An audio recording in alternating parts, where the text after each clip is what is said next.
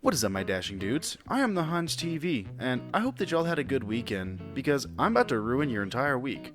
We're diving in to r/stories about Kevin. Our first post for the day comes from Shatten Tuchter. Kavina thinks she's bilingual. Austrian here. My sister used to take in couch surfers from all across the world. Most were lovely fellas with interesting stories to tell. But one time, we hit the jackpot. We got a set of 4 American stereotypes, the ones I used to think were only real in movies, and one of them was an airheaded cheerleader, who was one hell of a pain. Since they're not relevant to the story, I won't go into detail about how rude and obnoxious Kavina behaved during the days leading up to the event, but let me tell you, at this point, even her friends were done with her. It's New Year's Eve. The couch surfers decide to stay with us instead of going out into the city, and my sis and I go about our New Year's celebration the same way we always do, having fondue, dancing to the Blue Danube, and watching Dinner for One. Midnight comes and goes, and within less than 5 minutes, Kavina takes her laptop to the other room to video call her parents, leaving the door open. And off she goes, complaining loudly about how my sister and I are embarrassing as fuck. Literally how she pronounced it. How that Austrian food we had sucked. As much as I would love to claim fondue for our cuisine, the French would likely be opposed. How the mountains looked faked, and whatnot. My sister and I were in the living room with the others, perfectly able to hear every single word while her friends turned red as tomatoes and started giving us apologetic looks. Cue Kavina's return, marching into the living room with the carefree attitude of the ignorant dumbass. Kavina's friend, Kavina, we heard you. All of us. Kavina, so what? I was talking American. My sister and I just looked at each other and started laughing so hard. It took us a few minutes to calm down. She had been talking to us every single day in English, but somehow that was different in Kavina's world. Her friends apologized profusely. Kavina did not, because she just couldn't believe, even when we told her, that yes, we do understand American. Edit. I forgot to mention the part where she complained about stupid Austrian TV regarding Dinner for One. For those of you who don't know, it is an English sketch and it was shot in Germany. Thanks to the commenters who pointed this out to me. Additional edit. Since a few of you were talking about it in the comments, the fondue I'm referring to is fondue, that word, a French dish. But you are correct by pointing out that not all kinds of fondue come from France. If anyone's curious, here goes. Our next post comes from Kukabanus. Kevin from the USA apologizes to all my American friends. Another poster referring to a Kevin discussing Sweden reminded me of a visiting Kevin we had a few years ago, mid-90s. Kevin came over to Australia to visit a reenactment group event. I was witness to the following events. At the airport, a small group of us were there to meet the U.S. contingent. One of them was Kevin. He was a tall, California type, as referred to by his own country folk. Unsure if this was intended as an insult or not. It is, with a loud voice and frankly somewhat obnoxious personality. As we exited the terminal, he asked why there were weird flags on the flagpoles. He was told those were the Australian flag. He asked why the national flag was not flying. We assured him that was the national flag. He said, "No, I mean the stars and stripes."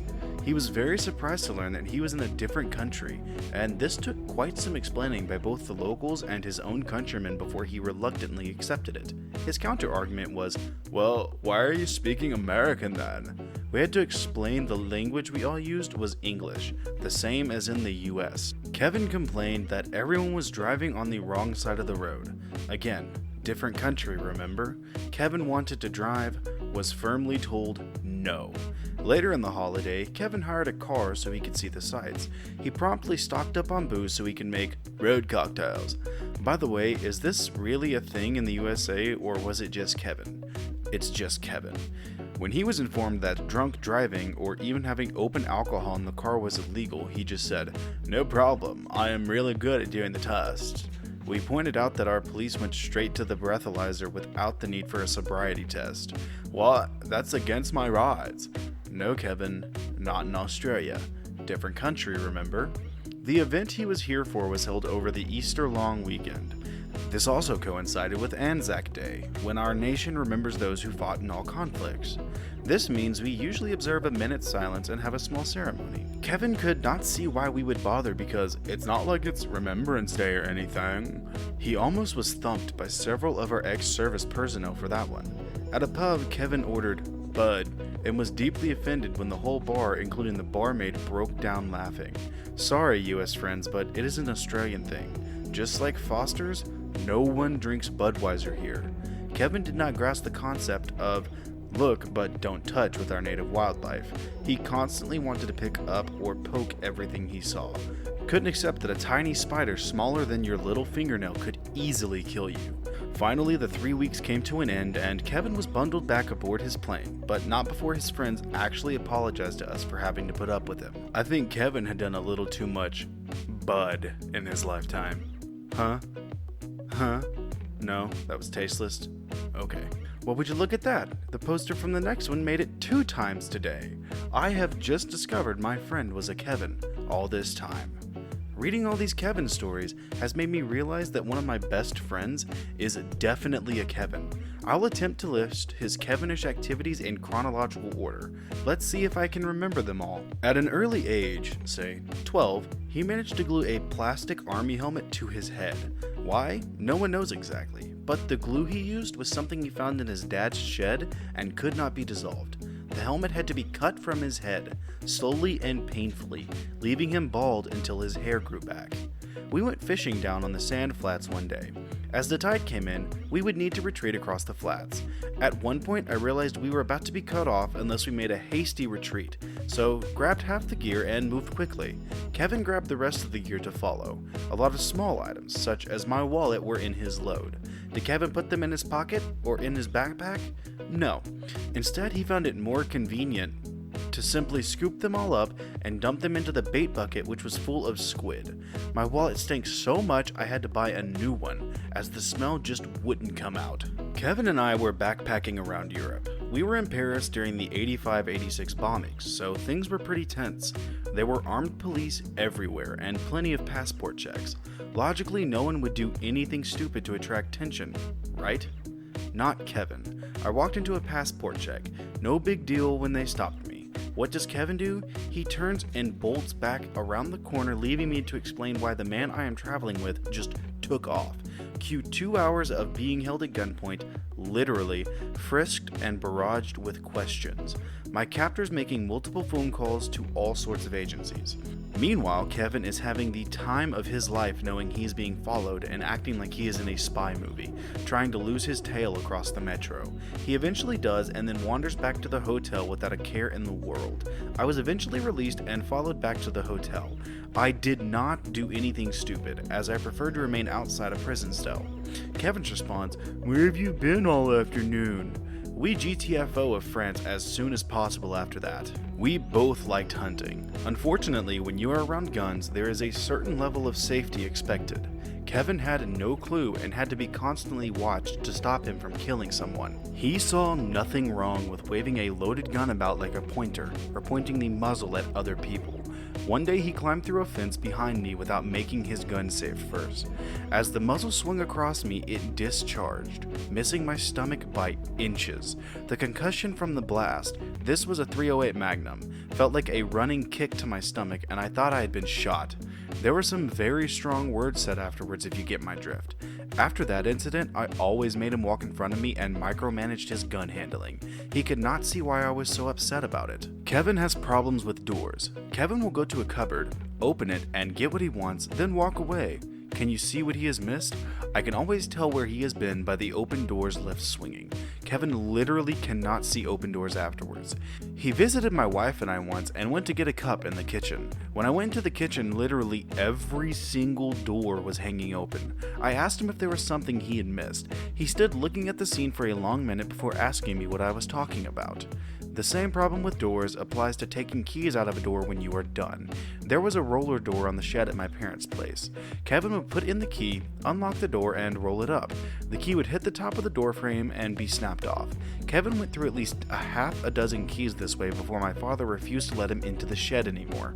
Kevin and I shared a caravan in our student days. We each had a separate cupboard for our clothes. As usual, Kevin was unable to ever shut the damn door, which would result in me always walking into it in the dark.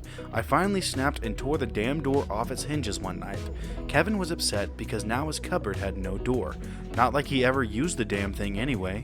When Kevin moved out into his own flat, he decided to defrost his fridge one day. Now, most of us would turn off the fridge and let the ice in the freezer start to melt so we can easily pull it out. Not Kevin. No. Kevin decided it would be faster if he attacked the ice with a diving knife, hacking at it to break it up. Unsurprisingly, at least to you and I, there was soon a sudden rushing of gas as he severed the coolant lines within the wall of the freezer. Note that Kevin was an engineering student at the time and could fully explain the workings of a refrigerator. Kevin liked the outdoors and went hiking in New Zealand. Despite warnings of bad incoming weather, he went hiking anyway. Crossing a mountain stream, he was hit by a fresh, sort of like a flash flood, of icy water and chunks of ice. He lost his pack, but rather than turning around so he could go down the mountain to safety, he clambered out the uphill side with just his wet clothes and the rifle slung across his shoulder. Unable to get back, he spent 4 days in a nearby ice cave, essentially starving and freezing to death. On the last night, as he struggled to sleep, he thought he saw something moving at the mouth of the cave. Thinking this could be food, he promptly took aim with his rifle and fired. At his own foot. Yes, it was his foot he saw moving. He missed. Probably the only time I am glad he was a rotten shot. The blast brought him back to his senses, and he managed to struggle back through the stream and down to one of the hiking huts.